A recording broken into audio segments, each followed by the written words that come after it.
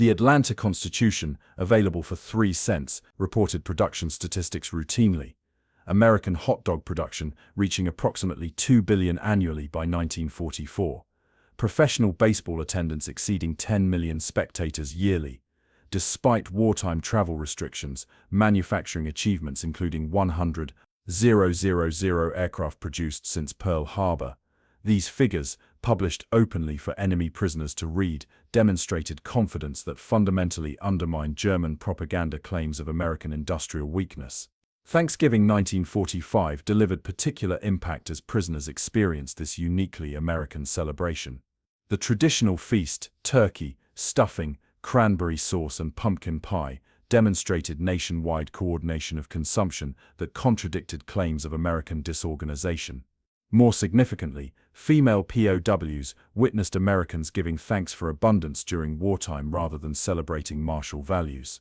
The Guards distributed food packages from civilian groups to prisoners, demonstrating American willingness to share bounty with enemies, a concept foreign to Nazi ideology that prioritized elimination of opponents rather than their rehabilitation.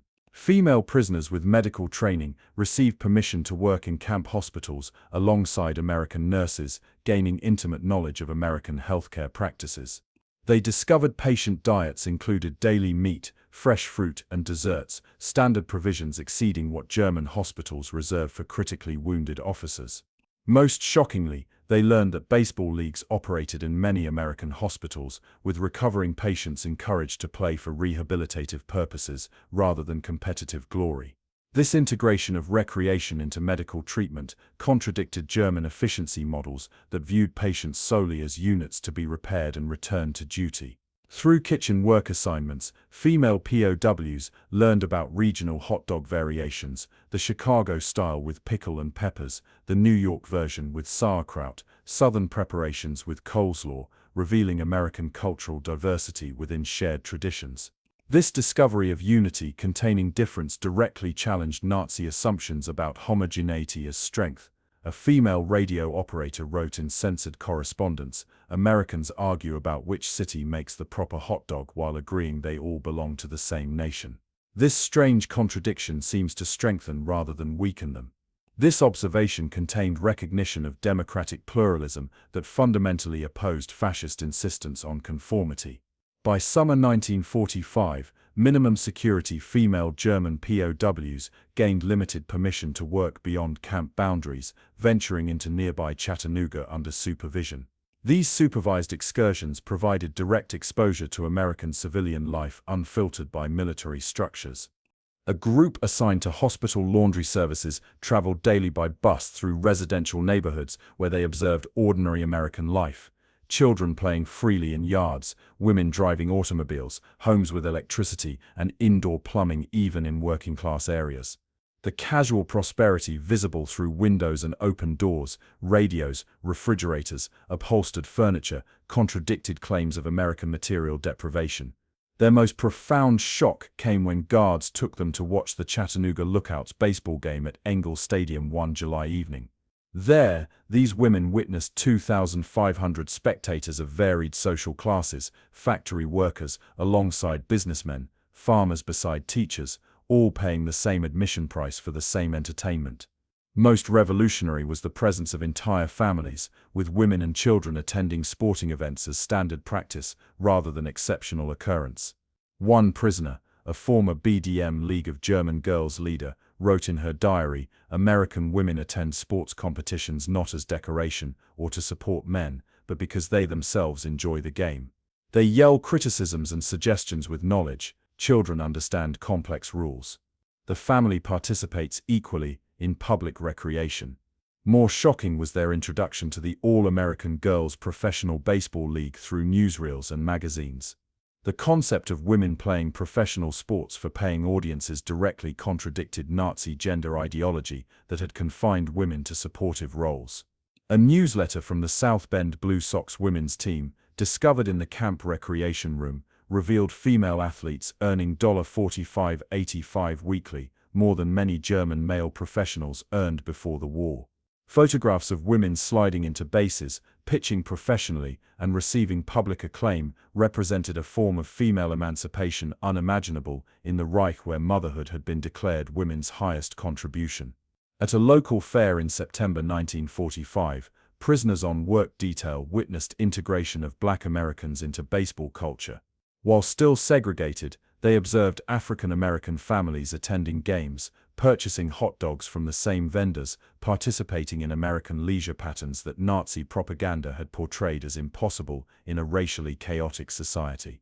A prisoner with nursing background noted in censored correspondence, "The Negro families eat the same food and watch the same game, though they sit separately." This contradicts what we were told about American racial violence. There are rules for separation, but not elimination. These women gained further insight into American domestic life through interaction with female civilian employees at various workplaces. They discovered American women casually discussing baseball scores and player statistics, demonstrating knowledge of a national pastime rather than confining interests to domestic matters. More significantly, they observed American women making independent purchasing decisions, driving vehicles, and supervising male workers in settings where labor shortages had overridden traditional gender restrictions. The concept of women determining their own movements and expenditures represented particular contrast to increasingly restricted female roles in wartime Germany.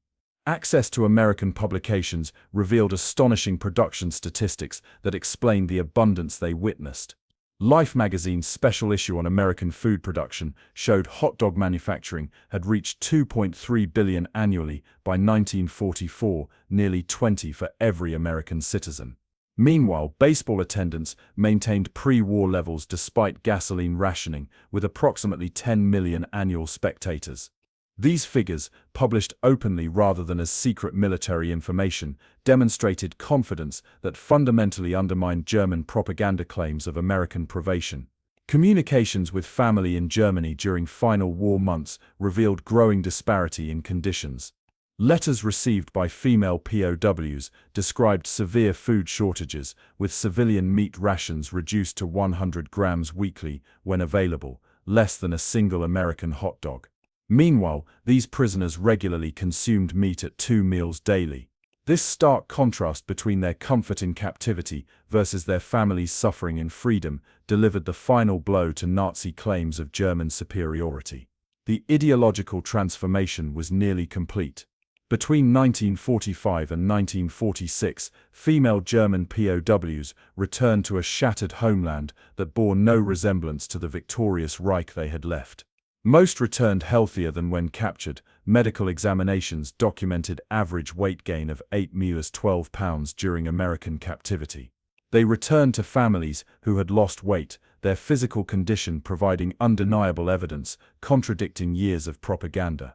One returnee from Fort Oglethorpe found her mother subsisting on 900 calories daily in Berlin, while she had received over 3,000 calories daily as an American prisoner. This physical disparity made abstract ideological claims impossible to maintain. These women brought final Red Cross packages home, containing coffee, chocolate, canned meat, and cigarettes that became family treasures. Children who had forgotten meat's taste received hot dogs from mothers who described baseball games where Americans ate them casually. Former prisoners shared recipes learned in camp kitchens, introducing American cooking techniques to desperate German households. The contrast between remembered abundance in America and present scarcity in defeated Germany reinforced their transformed worldview. The statistical reality told an irrefutable story. Average prisoner consumption 1943 to 1946, daily calories 3,200, meat 28, 32 ounces weekly, fresh dairy products 1 pint daily, hot dogs and hamburgers served weekly. German civilian rations, same period, daily calories 800-1,500 when available, meat 7 ounces weekly. Often unavailable, milk severely restricted, processed meats non-existent. These weren't propaganda claims, but documented reality. Enemy prisoners ate better than German civilians, proving American abundance extended even to captive opponents. Returned female POWs became unexpected advocates for American aid programs. Having witnessed American productive capacity firsthand, they understood offers of assistance represented genuine possibility rather than empty promises. Many former prisoners testified that Marshall Plan aid could rebuild Germany based on their personal experience with American industrial might. Their testimony that Americans could afford to feed enemies influenced German willingness to accept former adversaries as allies. These women understood that American power came from productive capacity, not territorial conquest or racial superiority. A nurse who had spent 20 months at Fort Oglethorpe stated in a 1952 interview, "I returned knowing America could produce enough hot dogs to feed all Germany, while still having baseball games every day." This revealed a society with capacity beyond our comprehension. The Reich claimed to be stronger through sacrifice, but America was stronger through abundance. That was the lesson I couldn't unlearn. This fundamental realization that prosperity created strength rather than weakness shaped a generation that would build West Germany's economic miracle. Former female POWs contributed distinctive elements to Germany's post-war reconstruction. Their first-hand knowledge of American women's professional roles influenced expanding opportunities for German women. Their exposure to baseball introduced recreational models, emphasizing participation over perfection. Several former prisoners established small enterprises, importing or manufacturing American-style products, including frankfurters produced to American specifications. The introduction of American food concepts, particularly the hot dog stand, began appearing in German cities during the 1950s, championed by those with personal experience of their cultural significance. The transformation of female German POWs through exposure to American culture, particularly baseball and hot dogs, accomplished what formal re-education programs couldn't. These women experienced democratic values through everyday activities rather than political lectures. The baseball diamond, with its balanced rules and opportunities for individual achievement within team structures, demonstrated fair play and equal opportunity. The hot dog, identical whether consumed by factory worker or business executive, represented democratic consumption rather than stratified privilege. These lessons, learned through participation rather than instruction, proved surprisingly durable. A former auxiliary wrote in her 1978 memoir, "My first baseball game taught me more about America than any book could explain. Everyone followed the same rules, had the same opportunity to succeed, and ate the same food in the stands. The hot dog passed from vendor to general to secretary to mechanic without distinction. That was America's secret: abundance without privilege, opportunity without prerequisite. We who believed in natural hierarchies couldn't comprehend a society functioning through equality, yet it worked before our eyes." This testimony, echoed by many former prisoners, confirmed that America's most effective weapon wasn't military might, but the ability to serve hot dogs at baseball games. July 1944. Fort Oglethorpe, Georgia. The oblong meat, nestled in a soft white bun, steamed as the German woman cautiously lifted it to examine the curious American food. After 18 months as a Wehrmacht nurse in field hospitals across North Africa and Sicily, subsisting on military rations of dark bread and thin soup, this so-called hot dog represented an impossibility. It cost 5 cents from the camp canteen, the price American children paid at baseball games with pocket money, according to the smiling WEC guard.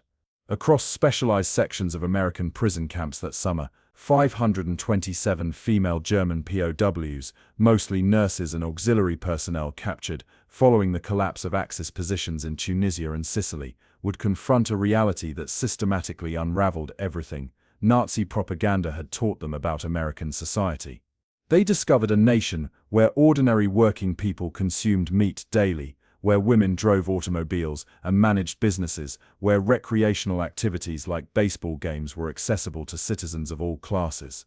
These everyday American experiences, particularly the ubiquitous hot dog and the national obsession with baseball, would methodically dismantle Nazi ideology more effectively than any formal re-education program. The mathematics of democratic leisure were being written in mustard and relish, in crack of bats and roar of crowds, revealing an American society that rendered German conceptions of proper social hierarchy not as natural order, but as manufactured oppression. What began as amazement at American food and recreation would evolve into complete psychological transformation. Operation Torture's conclusion had brought these women into Allied custody.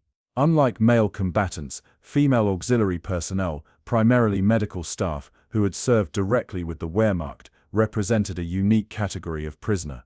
Military records show that approximately 85% were nursing staff, with the remainder serving as administrative personnel, radio operators, and support staff. Nazi propaganda had prepared them for American moral degeneracy, racial chaos, and industrial weakness. Instead, they encountered structured abundance. Within days of arrival at Fort Oglethorpe's specialized women's compound, these prisoners received standard American Women's Army Corps, WEC meals, eggs and bacon for breakfast, sandwiches for lunch, meat and vegetables for dinner. Foods that had become rare luxuries in Germany by 1942 appeared on daily menus in America. For women who had been taught that American industry couldn't sustain basic necessities, the casual presence of meat in mysterious forms, particularly the Frankfurter sandwich, required explanation. The systematic exposure to American food culture began immediately upon processing. Army records confirm that standard intake procedures included medical examination, delousing, provision of new clothing items, and introduction to camp facilities, including dining halls and recreation areas. The base commanders, recognizing the propaganda value of humane treatment, ensured that female German POWs received provisions exceeding Geneva Convention requirements. Transport ships bringing these prisoners across the Atlantic had provided the first lesson in American industrial capacity. Naval records document that the USS West Point, carrying female medical personnel captured in Sicily during July 1943, maintained standard passenger provisions throughout the crossing, approximately 3,000 calories daily, including fresh bread and meat. Most remarkably, female German prisoners observed American West personnel casually discarding unfinished food, a wasteful behavior inconceivable in rationed Germany, where leaving food uneaten had become virtually criminal. When the first prisoner bit into the strange meat product, the flavor processed beef, seasoned with spices unavailable in wartime Germany, began an education in American abundance that would ultimately transform her understanding of the conflict and the societies engaged in it. The hot dog, ordinary to Americans but extraordinary to German eyes, contained the first ingredients of ideological conversion. The Liberty ships carrying female German prisoners across the Atlantic provided intensive education in American industrial might. These vessels, mass-produced at unprecedented rates, one completed every 42 hours at peak production, transported the captured medical personnel and auxiliaries to American shores with efficiency that contradicted everything they had been told about American manufacturing capabilities. Naval records confirm that the SS James Parker, carrying 37 female German POWs in September 1943, maintained standard provisions throughout the 2-week crossing: fresh bread daily, meat at 2 meals, coffee with sugar and milk, and fresh fruit 3 times weekly. Most remarkably, these ships carried multiple female officers and enlisted personnel who performed duties German women were told American society would never permit. Female naval officers supervised operations, West personnel managed prisoner affairs, and female medical staff conducted health screenings. The presence of uniformed American women in positions of authority initiated the first cracks in Nazi gender ideology that had relegated women to domestic roles while claiming this reflected natural order rather than social control. Processing centers at Newport News, Virginia, received these female prisoners with standardized procedures that demonstrated systematic organization. Military records document that incoming female German POWs received complete medical examinations, new clothing, including undergarments, toiletries, and footwear, items that had become increasingly scarce in Germany. The routine provision of feminine hygiene products, available in abundance rather than strictly rationed, represented particular surprise to women accustomed to wartime shortages. The journey inland by train provided further evidence of American prosperity. Unlike the overcrowded transport cars used throughout Europe, German female prisoners traveled in standard passenger coaches with upholstered seats. Most trains included dining cars serving full meals. Documented menus from August 1943 show breakfast of eggs, toast, coffee, and orange juice.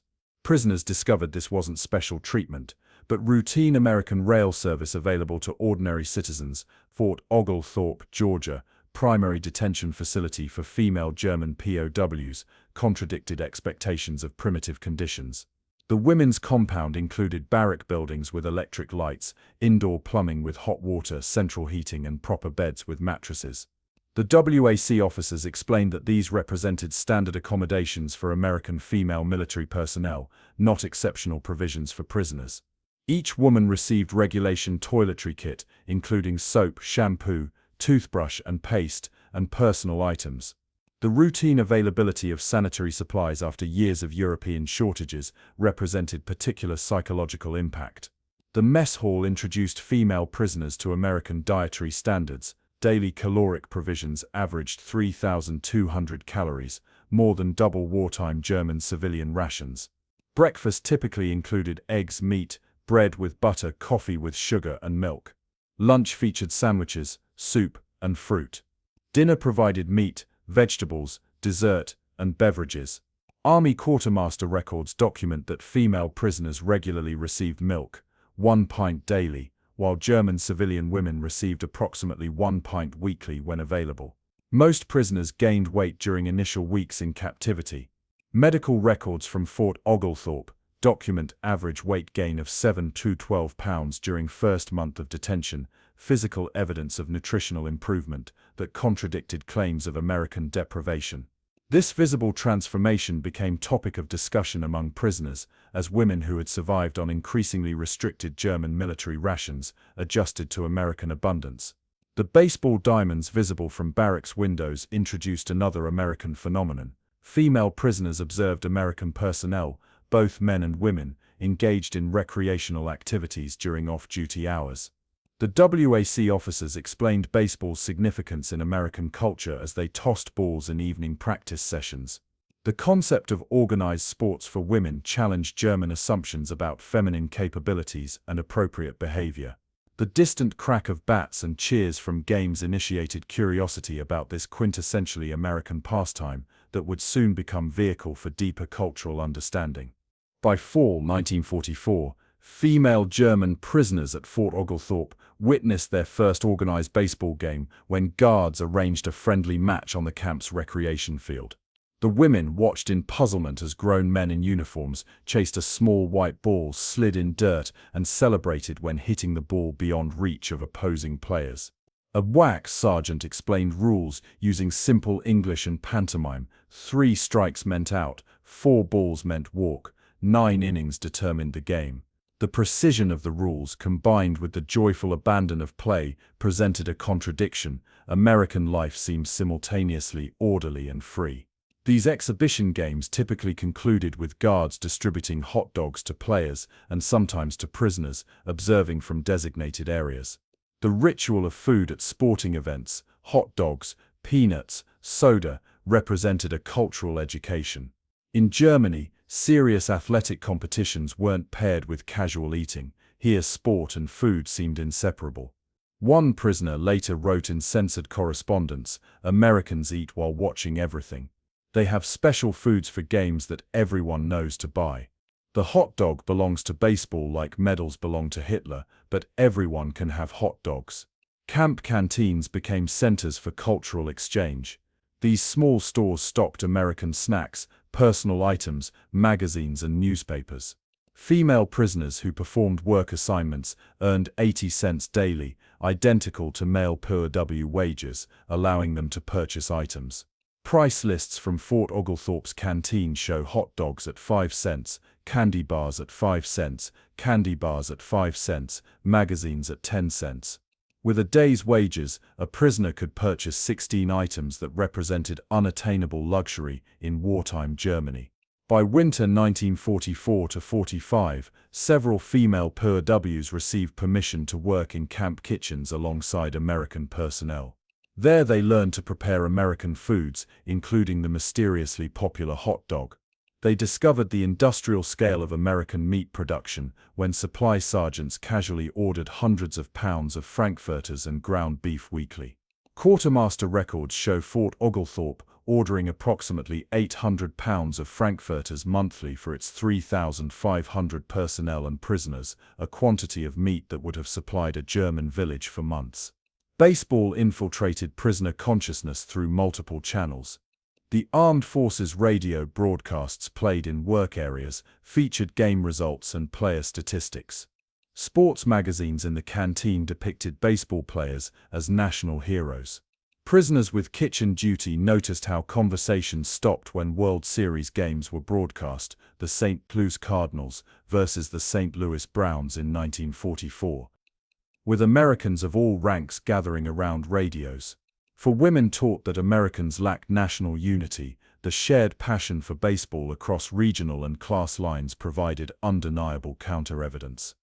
As winter yielded to spring 1945, several prisoners joined recreational softball games organized by Wehrmacht personnel. Camp commanders recognized the morale and propaganda value of such activities, documenting them in monthly reports. Photographs preserved in military archives show German nurses in Wehrmacht-issued exercise clothes awkwardly holding bats while American guards demonstrated proper stance. The physical liberation represented by women running bases, sliding, and throwing contradicted everything these German women had been taught about feminine limitations.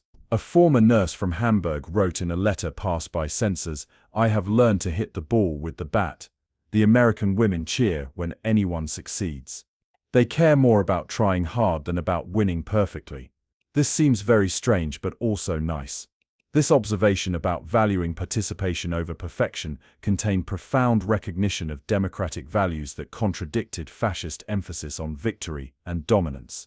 Through softball games and hot dog lunches, ideological transformation advanced without explicit indoctrination. By spring 1945, organized baseball games became regular features of camp life at Fort Oglethorpe, with female German POWs moving from spectators to participants. Weekly softball games pitted teams of prisoners against Wehrmacht personnel in competitions that demolished preconceptions about American character. These women who had been taught that Americans were undisciplined and chaotic witnessed instead organized sportsmanship, adherence to rules, and good-natured competition. The ritual of the seventh-inning stretch, standing to sing "Take Me Out" to the ball game while hot dogs were distributed, embodied American cultural patterns incomprehensible within Nazi frameworks. The combination of patriotic sentiment with self-deprecating humor directly contradicted expectations of American nationalism. The integration of American foods into camp meals provided tangible evidence contradicting years of propaganda. Independence Day celebrations on July 4, 1945, featured an all-American menu: hamburgers, hot dogs, potato salad, corn on the cob, watermelon, and ice cream. Military records document that Fort Oglethorpe requisitioned 375 pounds of ground beef, 450 pounds of frankfurters, and 40 gallons of ice cream for this single celebration, quantities that would have supplied a German military hospital for months. The casual abundance of meat, after years of European shortages, delivered particular psychological impact. Female prisoners who had managed hospital kitchens with dwindling supplies watched as American cooks discarded fat trimmings and imperfect cuts, rather than stretching them through creative reuse. Camp canteens stocked newspapers and magazines, revealing American productive capacity that rendered Nazi claims of imminent victory absurd.